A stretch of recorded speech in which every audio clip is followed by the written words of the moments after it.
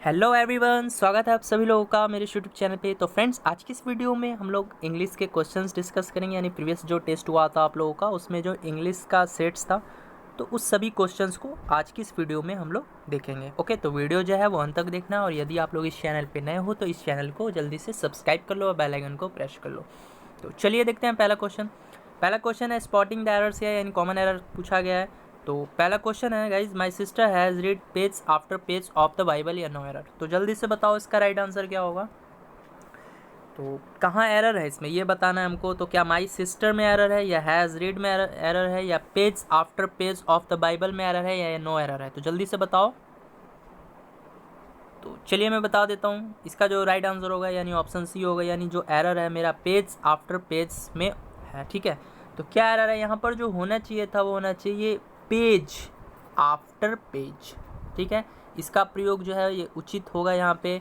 अब क्यों होगा यहाँ पर, देखो पेज आफ्टर पेज, यानी लास्ट में एस लगा दिया गया इसमें भी, तो ये नहीं होना चाहिए था। ठीक है, तो यहाँ पर पेज आफ्टर पेज का प्रयोग होना चाहिए था। क्यों होना चाहिए था, क्योंकि आप लोग हमेशा याद रखना, अगर किसी प्रीपोजिशन के पहले और बाद के नाउन जो है वो सेम हो, यानी प्रीपोजिशन है इसके पहले वाला नाउन इसके बाद वाला नाउन सेम हो, तो नाउन का प्रयोग हमेशा सिंगुलर फॉर्म में ही होता है। ठीक है, तो यहाँ पर सिंगुलर यानी पेज और पेज का प्रयोग होना चाहिए था। ठीक है, तो यही जो है आपका राइट आंसर हो जाएगा। ठीक है, ऑप्शन सी। चलिए देखते हैं नेक्स्ट क्वेश्चन।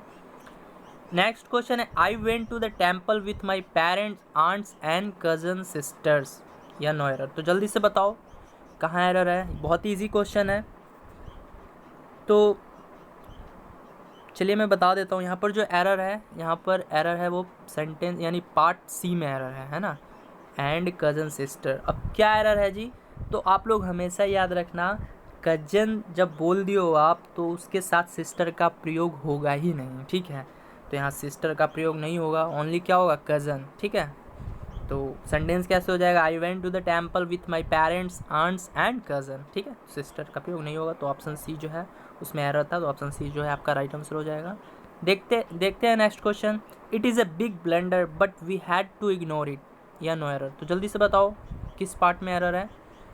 यानी सेंटेंस है, it is a big blunder but we had to ignore it, या नो एरर। तो जल्दी से बताओ। तो चलिए मैं ही बता देता हूँ। यहाँ पर जो गाइज एरर है, ठीक है, वो है पार्ट ए में। तो क्या एरर है जी, यहाँ पर ब्लंडर का मतलब ही होता है अपने आप में बिग मिस्टेक। ठीक है, तो यहाँ जो है ब्लंडर के साथ बिग, ब्लंडर के पहले जो बिग का प्रयोग किया है वो गलत है। यहाँ पर बिग का प्रयोग नहीं होना चाहिए था, क्योंकि ब्लंडर आपका मतलब अपने आप में ही होता है बिग मिस्टेक। ठीक है, तो यही जो है हमारा करेक्ट आंसर हो जाएगा, यानी ऑप्शन मतलब पार्ट ए में एरर था। ठीक है, और अगर आपको कहीं भी सेंटेंस में एरर नहीं मिलता है तो आपको पता है कि आपका ऑप्शन जो है वो मतलब ऑप्शन तो नहीं दिया है इसमें, जो पार्ट 4 है वो हो जाएगा। अगर मान लो सेंटेंस आप लोग पढ़ते हो और कहीं भी एरर नहीं दिया है तो नो एरर पे आप लोग आंसर टिक कर देना। ठीक है, देखते हैं fourth number question. Fourth number question है, no porter being available he carried all his luggage himself, या नो एरर। तो जल्दी से बताओ कहाँ एरर है, नो पोर्टर बीइंग अवेलेबल में, या ही कैरिड में, या ऑल हिज लगेज हिमसेल्फ में, या नो एरर। तो जल्दी से बताओ। तो देखिए गाइज, यहाँ जो एरर है पार्ट सी में है। ठीक है, अब पार्ट सी में क्या एरर है, तो आप लोग हमेशा यहाँ पर लगेज की जगह लगेज का प्रयोग करें। लगेज यानी जो एस लगाया है वो गलत है, लगेज का प्रयोग जो है वो उचित होगा।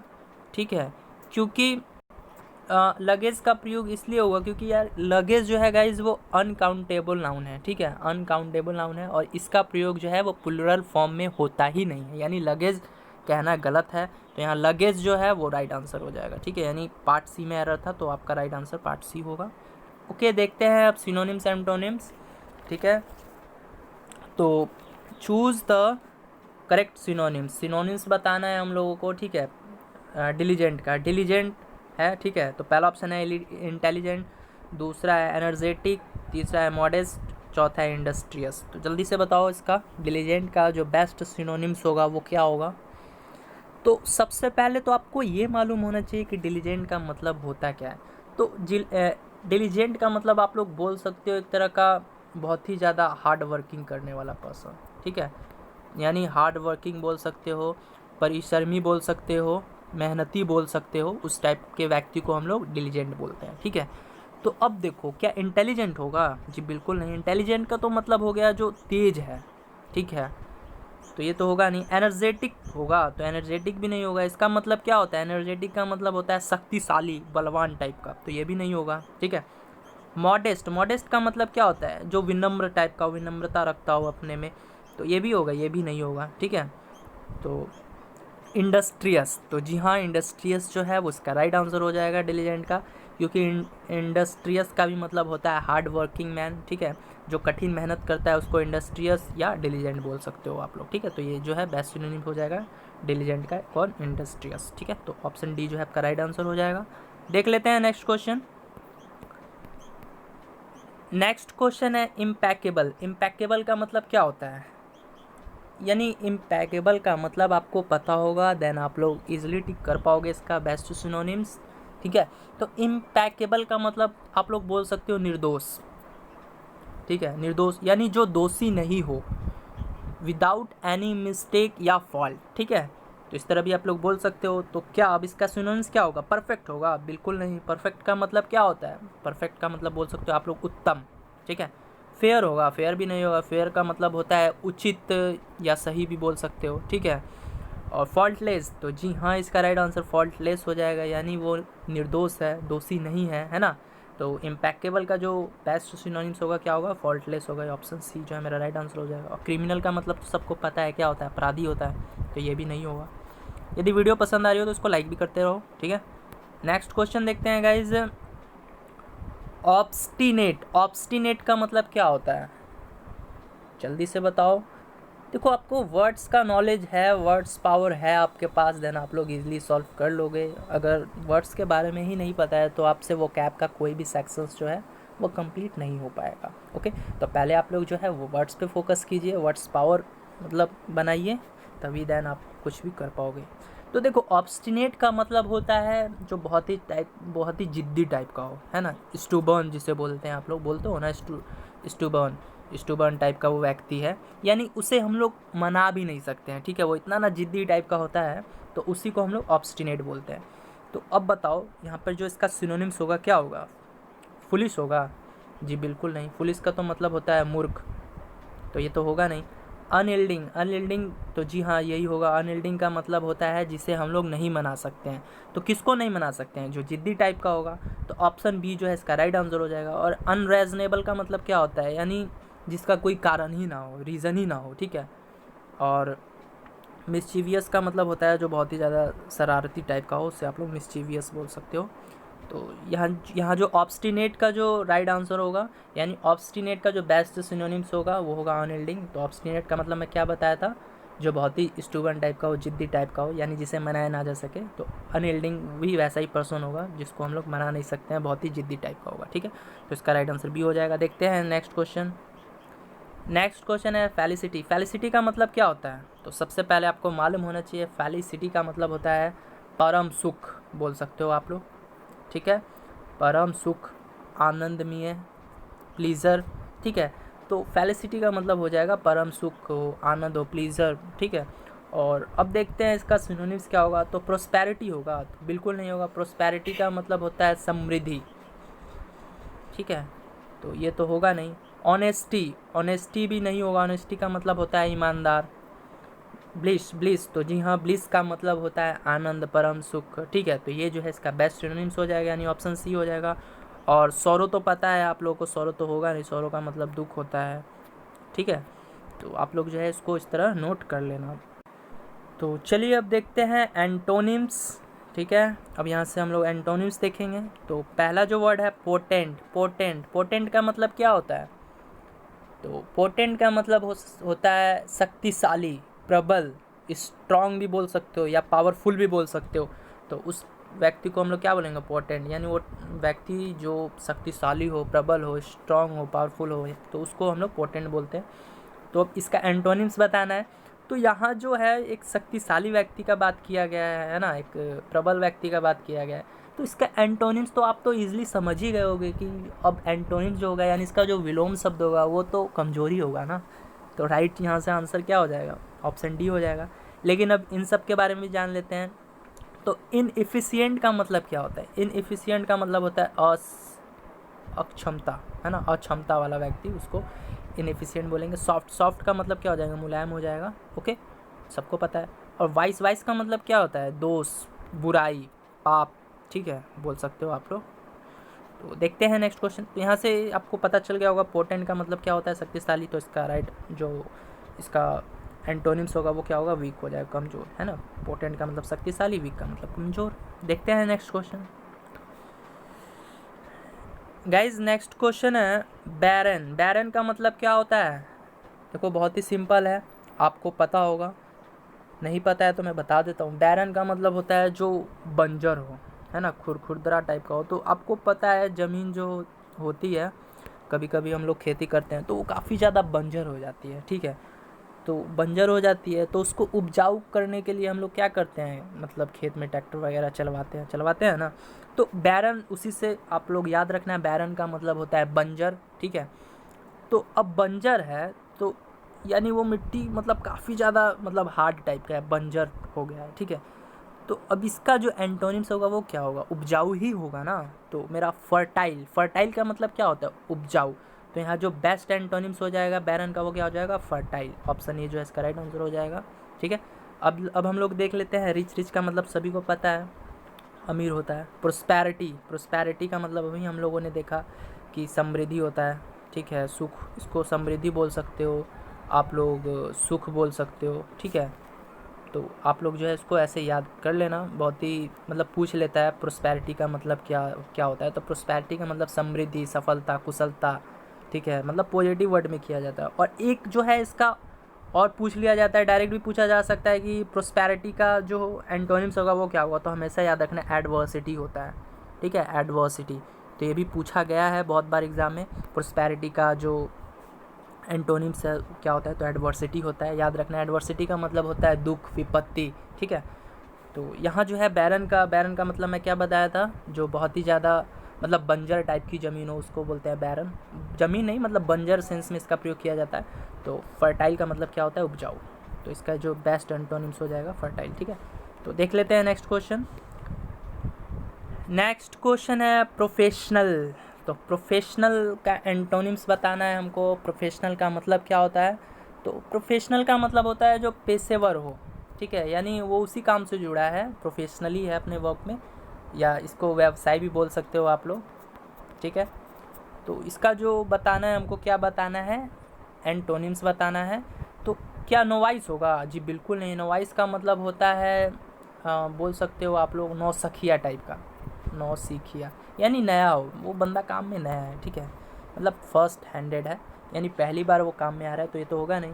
एमेच्योर, जी हाँ, एमेच्योर जो है इसका राइट आंसर हो जाएगा, यानी इसका जो बेस्ट एंटोनिम्स है एमेच्योर हो जाएगा।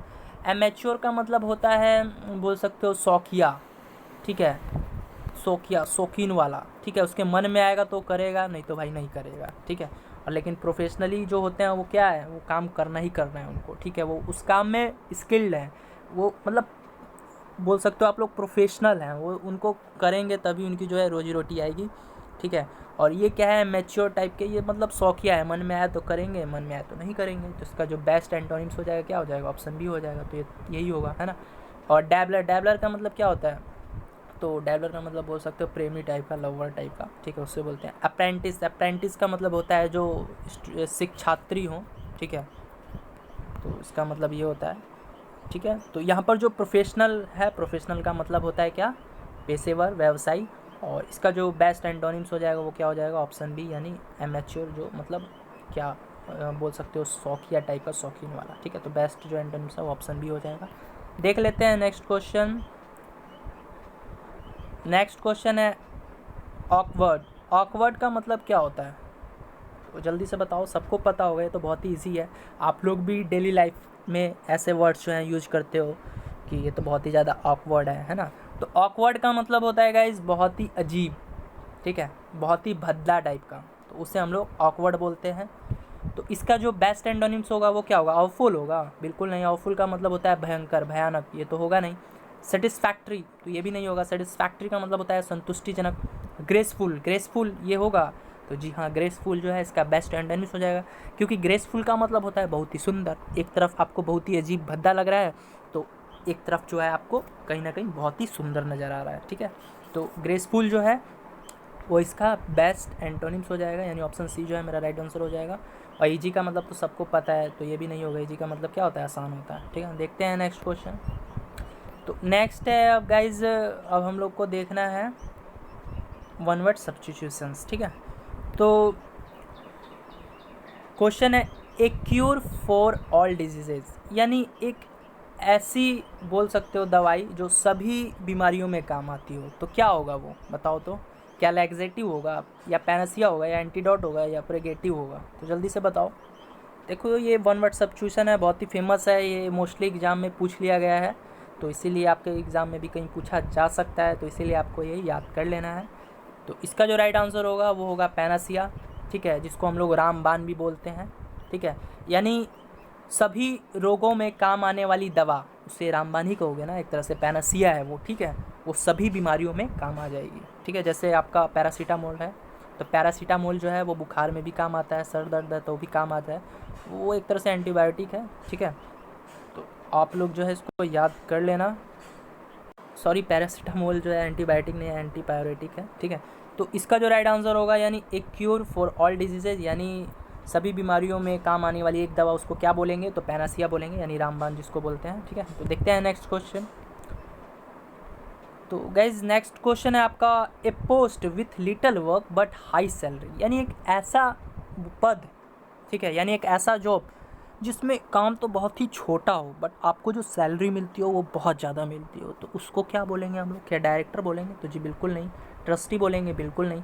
सैनिक्योर बोलेंगे? तो जी हाँ, सैनिक्योर जो है वो राइट आंसर हो जाएगा। यानी सैनिक्योर का मतलब होता है एक छोटा सा काम हो आपका, लेकिन उसमें जो सैलरी हो वो बहुत ही अधिक हो, ठीक है। तो सैनिक्योर हो जाएगा, राइट आंसर हो जाएगा। देखते हैं नेक्स्ट क्वेश्चन। नेक्स्ट क्वेश्चन है, a person who loves Mankind, ठीक है, यानी आप लोग बोल सकते हो एक तरह से एक ऐसा आदमी जो मानवता से प्यार करता हो, ठीक है, मानव प्रेमी हो, उसको क्या बोलेंगे? तो उसको क्या मिसएंथ्रोप बोलेंगे? तो बिल्कुल नहीं। मिसएंथ्रोप का मतलब होता है मनुष्य से घृणा करने वाला, ठीक है। तो यहाँ पूछा क्या गया है? जो मानवता से प्यार करे, ठीक है। तो मिसएंथ्रोप का मतलब हो जाएगा मनुष्य से घृणा करने वाले व्यक्ति को मिसएंथ्रोप बोलते हैं, यानी ए पर्सन हु हेट्स और अवॉइड अदर पीपल्स, तो ये तो होगा नहीं। एंथ्रोपोलॉजिस्ट, एंथ्रोपोलॉजिस्ट का मतलब होता है बोल सकते हो आप लोग मानव विज्ञानी, ठीक है, यानी जो मानव के ऊपर स्टडी करे, यानी स्टडी ऑफ ह्यूमन बींग्स, तो एंथ्रोपोलॉजिस्ट होता है उसका मतलब, तो ये भी नहीं होगा। और फिलैंथ्रोपिस्ट, फिलैंथ्रोपिस्ट का मतलब होता है आपका जो मानवता से प्यार करता हो, यानी a person who loves Mankind, तो इसका जो राइट आंसर हो जाएगा वो ऑप्शन सी होगा, है ना। और मर्सेनरी का मतलब क्या होता है? मर्सेनरी का मतलब होता है interested only in making money, यानी जो सिर्फ पैसे के पीछे भागता हो, पैसा ही उसके लिए सब कुछ है, ठीक है। तो a person who loves Mankind, तो इसका जो है वन वर्ड सब्स्टिट्यूशन क्या हो जाएगा? फिलैंथ्रोपिस्ट, यानी मानव प्रेमी टाइप का व्यक्ति हो, फिलैंथ्रोपिस्ट कहते हैं, ठीक है। तो कैसी लगी वीडियो? यदि वीडियो पसंद आई हो तो इस वीडियो को लाइक कर देना और वीडियो को शेयर भी कर देना। Thank you.